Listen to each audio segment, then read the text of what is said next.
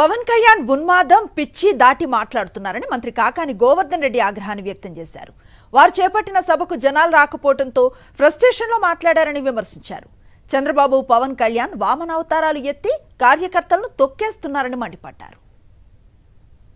ఇంతవరకు దాకా పిచ్చోడు ఉన్మాదపోడు అనుకున్నాం. ఇప్పుడు దానికి దాటి మాట్లాడుతున్నాడని అర్థం. పిచ్చి ఉన్మాదం దాటినటువంటి వాడు. ఎందుకంటే జనం ఎప్పుడైతే రాలేదో పాపం అది ఫ్రస్ట్రేషన్లోకి వెళ్ళిపోయాడు. ఏం మాట్లాడాలో కూడా అర్థం కాలే.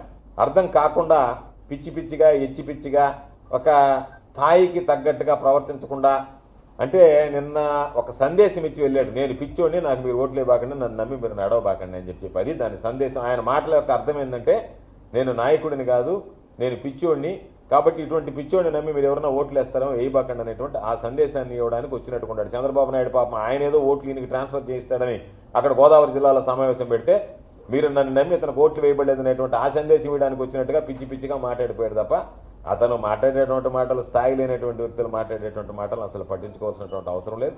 స్థాయి లేనటువంటి వాడి గురించి అసలు మనం మాట్లాడిన దండగా.